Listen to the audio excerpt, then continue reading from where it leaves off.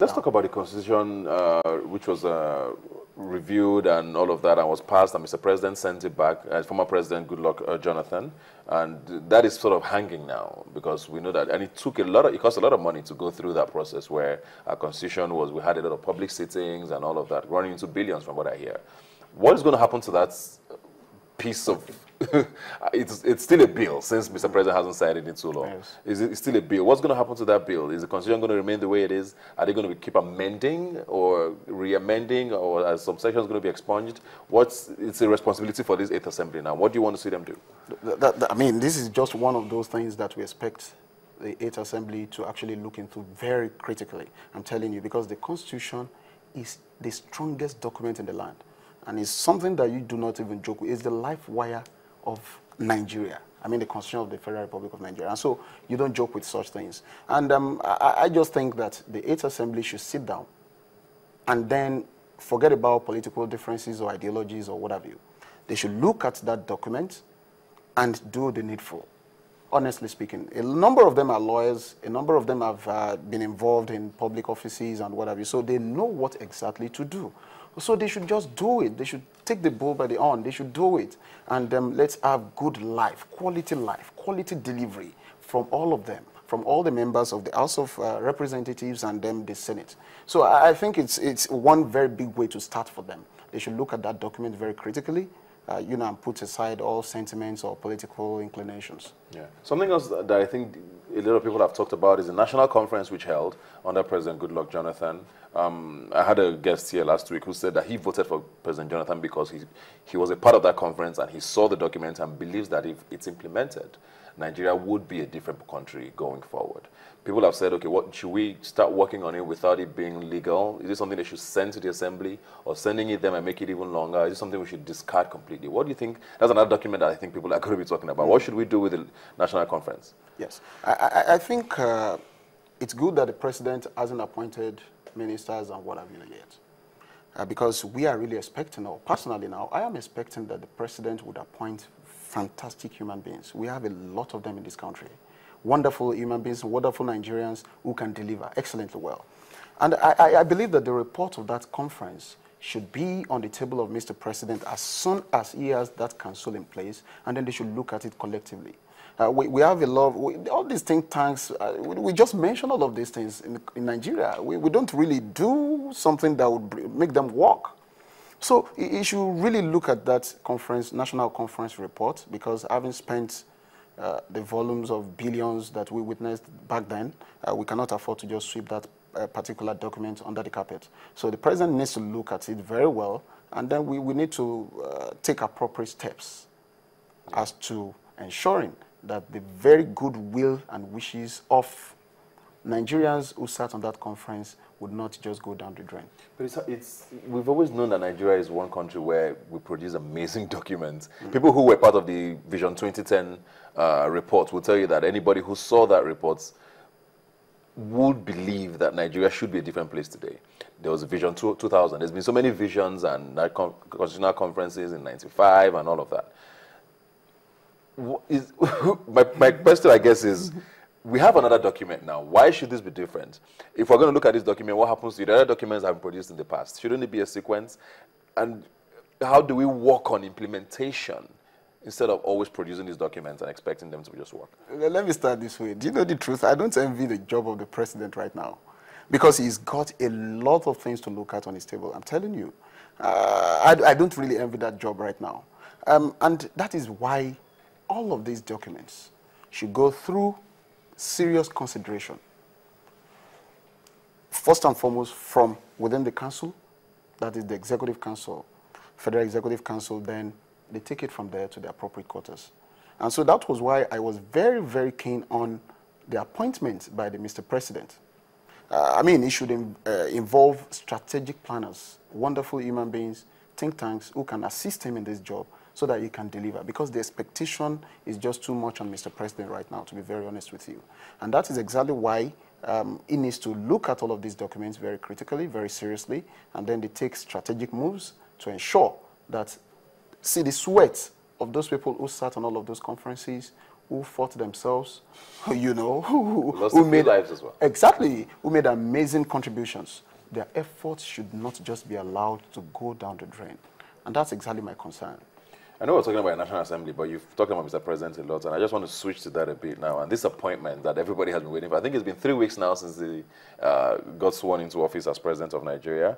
We've had, I think, I can count the number of appointments in one hand that he's made since then, and it looks like he's doing a lot more with regards to security and, you know, trying to find collaborations and traveling around and, you know, meeting with the service chiefs. Even the service chiefs, most people thought he would have fired them by now and appointed new people. Are you happy with the pace he's going at? For me, I think I'm comfortable because the truth is that Boko Haram is no joke now. And then they've gained serious weight over time. And then for a president to come and combat Boko Haram and overthrow them and send them away, you need to be very strategic.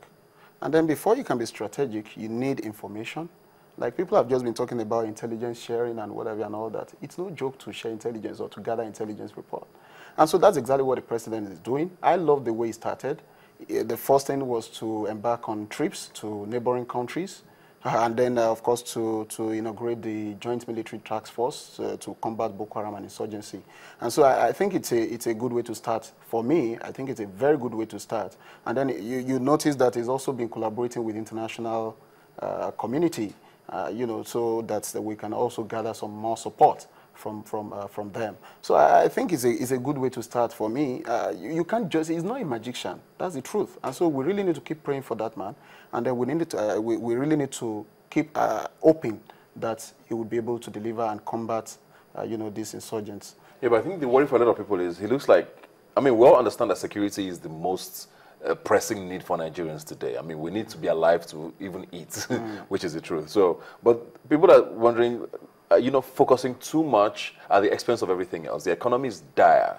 There's a lot that needs to happen with the economy. Infrastructure is in a mess. We need to know where we're also going with these other things while you focus maybe your most energy on security. Why is everything else sort of not happening? I guess that's what people's worry is. I'm very sure that the president is aware of all of this. I am very, very sure that he's aware of all of this. Even before he was inaugurated or he was sworn in, I'm very sure he was very prepared for all of these things. And people around like it for a lot of people. Well, for a lot of people, because we don't know, I mean, we do not have the kind of intelligence report that the president has, one, and then we do not know what he is even thinking about in his mind. That's the honest truth. And that's the reason why, yes, people are really clamoring or looking forward to these appointments that he would be making very soon, because those are people that would need to assist him, you know, in realizing all of his dreams. And so I would not blame him as well, because you have to be very careful. Because one of the challenges that the former president had was that at some point, he did not even know who to trust again. Because they were fingering a lot of people in one mess or the other. So you really need to be very careful. This kind of, and then do not forget that it's cut down on the number of people that he's going to be using in his cabinet. We don't even know. We don't even know. He's not even said it officially. And then again, I keep asking these questions, but you seem to be avoiding the APC angle to everything, because that's the belief that there's a lot of pressure on him from his party, which is why we don't have any names yet. He has people he probably prefers, but there's party interest. There's people who funded his campaign who he has to pacify as well. So all of this happening, and I guess the belief is that there's a lot of pressure from his party or people, members of his party, or those who funded his campaign, to either include certain names or strike off certain names, and that battle is going on, which is why we're where we are today. Well, that one, you know, that one happens everywhere. Even anywhere in the world, people have stakes, and naturally they want to ensure that their stakes are taken care of. So I do not believe that at the end of the day he would not know what to do. I want to really believe that he's a firm man. He's got the physique of the president. He's got the composure of the president. Yes, that's the truth. So I believe that ultimately they'll be able to resolve all of these issues. It might take time, but they would. It shouldn't take too much time, should it? That is the question. Well, how much time should this sort of a thing take? Well, to be very honest with you, the only appointment that I think by now we should have had would be that of the Secretary to the Federal Government. So that, because that is the life wire of the entire structure.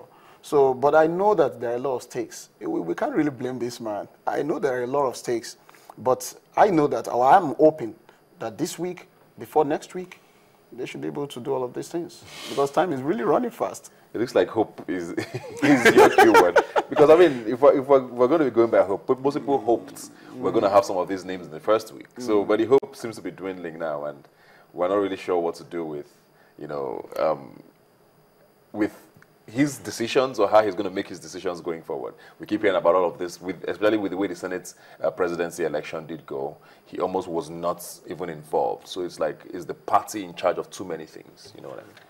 I'm not the spokesman to the president. I know. But one thing I know is that the president is going to shock a lot of people. I can say that from the political readings. It's going to shock a lot of people. And perhaps that's why all of these things are seeming slow than some people expect, you know. But one thing I know is that he's aware of all of these things. You can't be a president and not know all of these things. And then the only thing is that he needs to take the bull, the bull by the horn and do the needful before it's too late. Yeah. People are really in support of him now. Before they start losing faith and hope, you know, and encouragement, he should quickly do something meaningful and ensure that people are not, you know, disappointed at the end of the day. Okay, we're going to take a quick break now. When we come back, we'll be concluding our discussion on the current president and the 8th Assembly, of course, and all things happening around democracy in Nigeria. Please stay with us.